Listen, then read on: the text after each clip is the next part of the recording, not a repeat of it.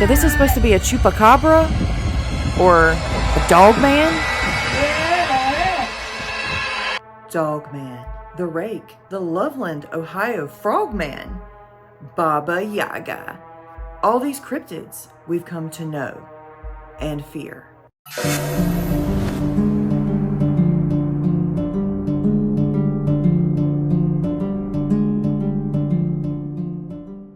Now, without further ado, let's go ahead and take a walk into the forest.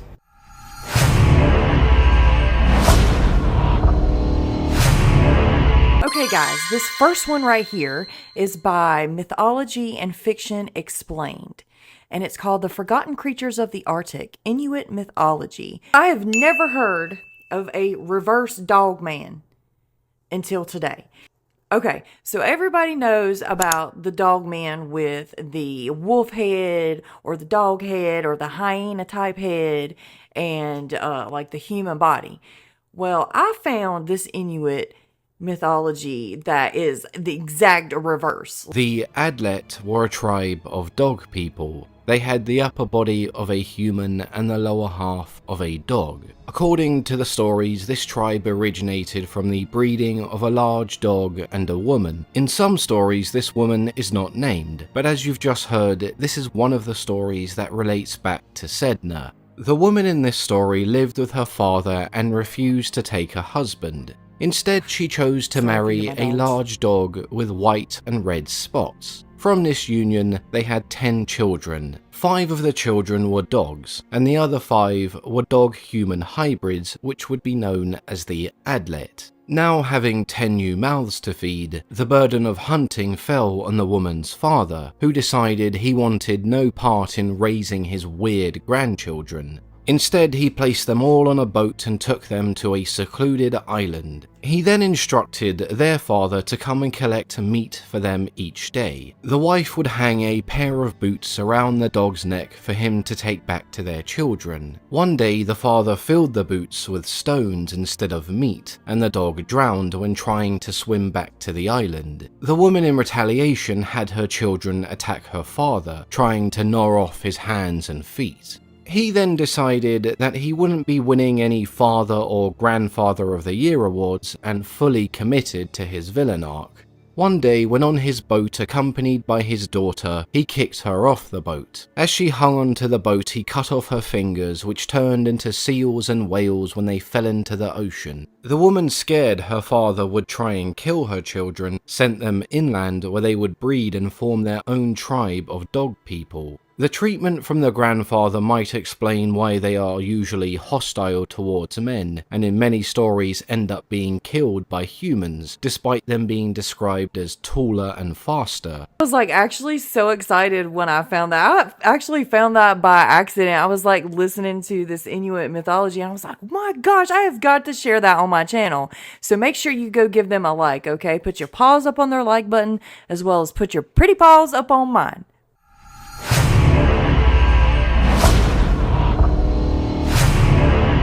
This is by The Ultimate Discovery, and it's called 20 Creepy Cryptid Sightings Caught on Film.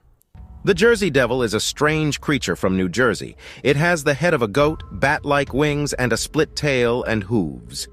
People started talking about it in the 18th century, saying it came from a witch and Satan. I wouldn't want to be part of that family. Since then, many people have claimed to see the beast. In 2015, a man named David Black even took a picture of it as it flew by. Another person recorded a video of the creature on the same night.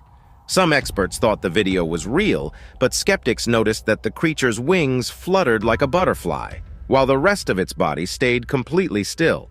This makes them think it might not be a real animal. It could be a toy with a stuffed animal, or a cardboard cutout attached to it. So the video and David Black's picture are probably fake. However, there might be some truth to the Jersey Devil story, just not involving a real devil. Some people think that the early descriptions of the Jersey Devil match the hammer-headed bat, a big bat found in Africa. This bat has many of the same features as the described creature, but nobody knows how it could have ended up in New Jersey. It might have escaped from a zoo or someone's private collection. So the witchy deal with the devil story could still be possible. though it's probably not true.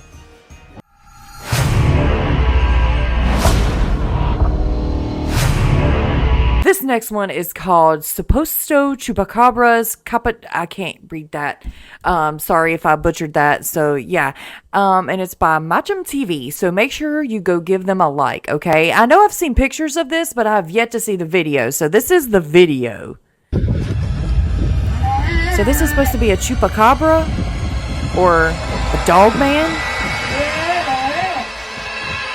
Oh, that poor goat or whatever that is, sheep.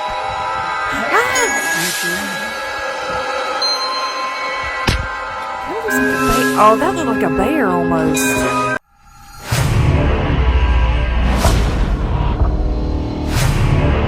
Okay, guys. So this one right here is the famous Loveland Frogman or whatever. Somebody was telling me in the comments below, and I'll throw those comments up there as they suggested this. So yes, I can't believe I actually found something on this. So let's go ahead and give it a watch. It's actually by Mythology and Fiction Explained again. So please make sure you go give their channel a subscribe and a like, please, out of respect.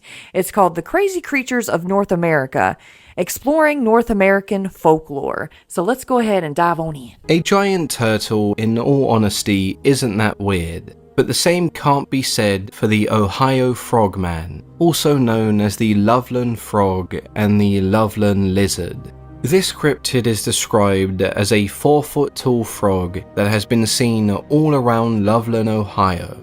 The story began in 1955, when a man walking by the roadside reported seeing 3 frog-like men with webbed hands and feet. This could have been easily brushed off as just another drunk, but the reported sightings continued. Whilst driving at 3:30 in the morning, a man noticed 3 reptilian creatures by the road. At first he thought they were humans in costumes, Hold on, guys. but then he noticed they had Pause right quick. Okay, I was just making sure I was still filming. leathery skin like a frog. It gets stranger, because one of them held up what he called a wand, and when sparks began to shoot out, he quickly drove away. Could this wand have been a firework being held by someone in a costume?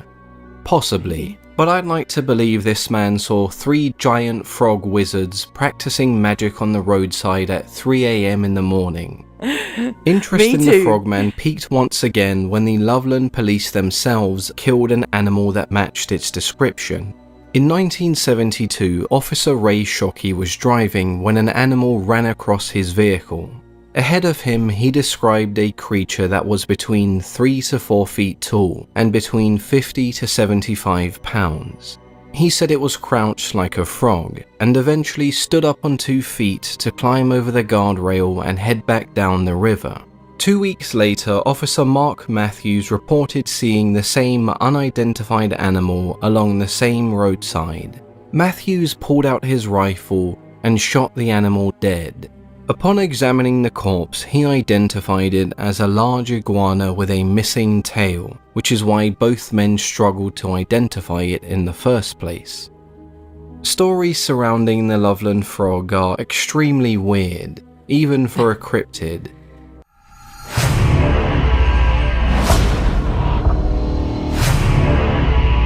This next one right here is by Islamic Life, and it's called A Real-Life Jinn Caught on Camera. So let's go ahead and give it a watch. These things can be super scary, so I'm rather interested in this. Come back, come back. Come back? How do you eat? How do you live? Who cares? Get out of there. أعوذ بالله.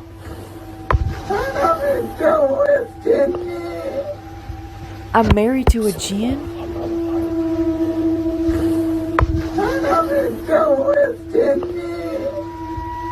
Oh no. You better get a divorce quickly. صوتك غريب أو صوتك غريب. أنا شاك في أمرك. طلع طلع طلع طلع. ركزوا على رجلها، ركزوا ركزوا ركزوا ركزوا عند رجلها. والله ما هي رجل بشرية. No. والله ما هي رجل بشرية يا أخوان. بسم الله. سلام قول من رب الرحيم.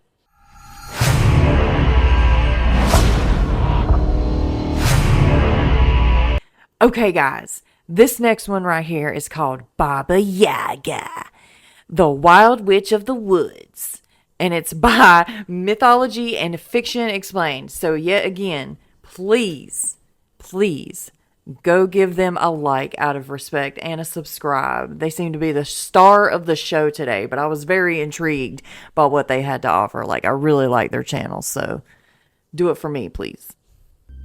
So who was Baba Yaga, and what was her story?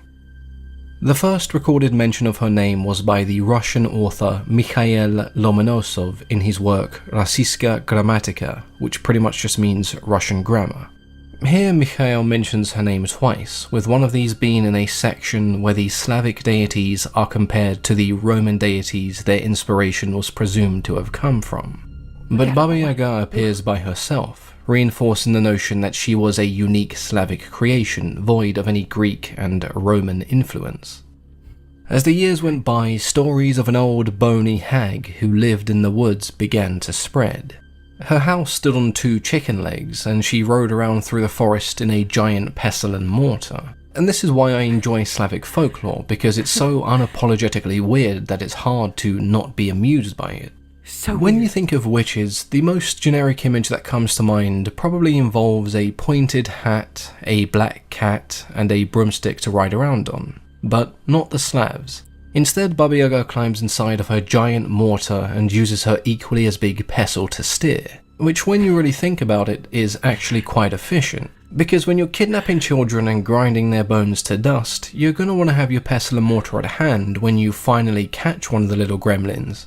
She does still carry around a broom, but this is to sweep away any tracks she may have left so disgruntled villagers can't find her. In the different stories and narratives she appears in, Baba Yaga does have several depictions with some quite interesting symbolism behind them. She may have a frail shape, but her teeth are sharp enough to gnaw through bones, and sometimes even depicted as being metal. Her legs are often extremely skinny, which lends to one of her nicknames, Bony Leg. This is often thought to imply some kind of demonic influence or power, because of a poem by Nikolai Nekrasov in 1840. The poem was titled Baba Yaga the Bony Leg. In this poem he says the devil cooks 12 evil women into one to be just as evil as himself, and the result is Baba Yaga, who goes out into the world to do evil, and returns to hell for her reward. Nekrasov's description is as follows. She has fangs and nostril hairs so long they hang down to her breast. She has huge ears, horns on her forehead and holes instead of eyes, wearing a toadskin cap and a snakeskin coat. Clearly Nekrasov saw her as more of a demon than a sweet old lady. That's crazy. So what do you think of Baba Yaga, guys? Baba Yaga. Let me know in the comments below.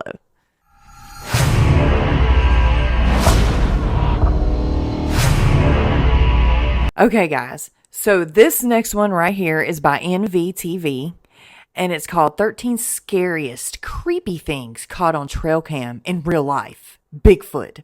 Well, to me, I kind of think this looks like a hyena dogman type. See, to me, like, I'll point out to you, like, the ridge on the back, it looks, and, like, the muscle, like, I mean, I know Bigfoot, it could be, like, sitting backwards. I don't know. To me, if it is backwards, like, sitting backwards, like its back is towards the camera, well, that's what I'm thinking. To me, but, of course, it doesn't have, like, the ears. But if you look kind of close, I don't know, I could just be, like, guessing here, but the ears kind of look flat. If there are ears. But who knows? It could be just a big old freaking Sasquatch sitting backwards enjoying the nice field of flowers there. I don't know, though. What do you guys think? Let me know in the comments below. Well, everyone, what did you think of those 7 unique cryptids? Let me know in the comments below. Also, have you ever seen a cryptid? Has your friend seen one? Let me know. You can email me, or you can just leave me a comment. That's fine too. I will share your story. Thank you, Wolfpack, for everything that you do. And as always, guys, thank you so much for watching. I'll see you in the next. Bye!